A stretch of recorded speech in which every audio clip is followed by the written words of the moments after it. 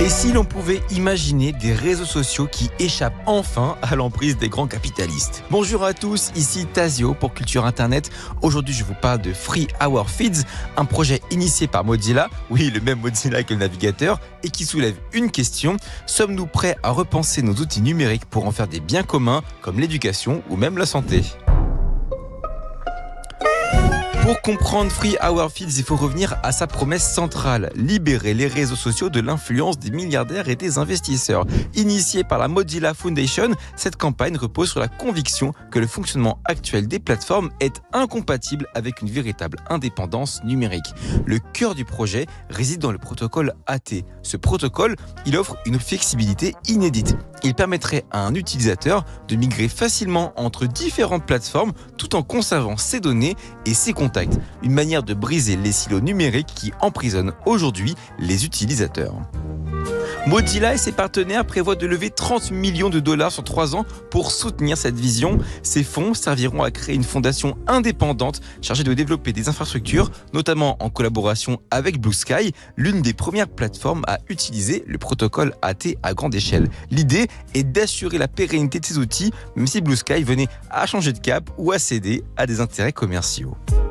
Mais ce projet ne se limite pas à une simple innovation technique. Il ambitionne de redéfinir la manière dont nous concevons nos espaces numériques. En s'alignant sur des valeurs comme la transparence et la collaboration, Free Our Feeds cherche à construire un modèle où les plateformes ne sont plus des entreprises, mais des sortes de services publics du numérique au service des communautés et non du profit.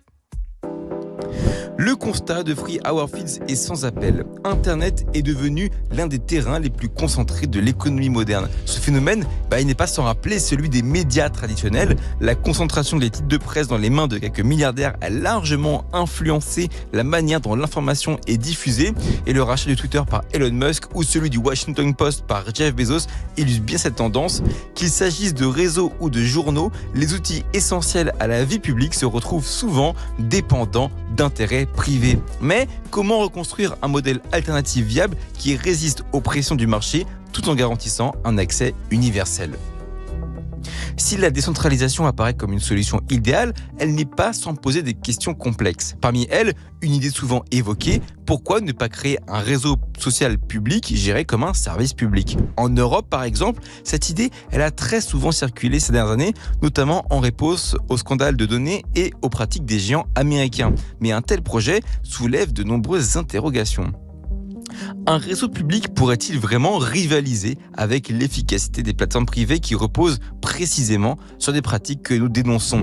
La collecte massive de données, la personnalisation algorithmique qui crée les bulles de filtre ou encore la publicité qui permet un modèle économique viable sont autant de piliers de ces plateformes. Mais ils sont aussi à l'origine des dérives éthiques que nous critiquons. Un réseau public, soucieux de respecter les droits des utilisateurs, aurait-il les moyens de se passer de ces outils? Pour comprendre ces défis, on pourrait comparer cette situation à celle des jeux d'argent. Les États, face aux dérives de l'industrie privée, ont souvent décidé de réguler ce secteur et de proposer leurs propres alternatives, comme la Française des Jeux par exemple. Mais ces initiatives ont dû s'adapter au code de l'industrie pour rester attractives, quitte à flirter avec certaines pratiques commerciales controversées. Un réseau public pourrait-il échapper à cette logique ou serait-il condamné à être éthiquement irréprochable mais économiquement marginal? Mais cette ambition dépendra aussi de notre capacité à dépasser les logiques actuelles. Il faudra non seulement créer des outils techniquement viables, mais aussi repenser nos habitudes d'utilisation. Aujourd'hui, Internet est structuré autour de la concentration. Concentration des données, des utilisateurs et des profits. Décentralisé, c'est aussi repenser nos attentes en matière de confort et d'immédiateté. Cela demandera un effort collectif, mais aussi une vision claire des bénéfices à long terme. Enfin, Free Our Feeds soulève une question cruciale: qui doit porter cette transformation? Si les initiatives privées comme Blue Sky ou Mastodon montrent la voie, elles ne suffiront pas à elles seules. Les institutions publiques, les ONG, les développeurs indépendants, mais aussi les utilisateurs doivent se mobiliser. Et c'est la chose la plus difficile à faire, car un Internet plus libre, plus ouvert et plus équitable ne pourra voir le jour que si chacun y contribue à sa manière. Si cette campagne ne promet pas de réponse facile, elle pose les bases d'un débat essentiel. Car au final, l'avenir du web dépendra autant des infrastructures que des choix que nous, en tant qu'utilisateurs, serons prêts à faire. Alors, osons rêver d'un Internet où la liberté et la communauté priment enfin sur les logiques de domination.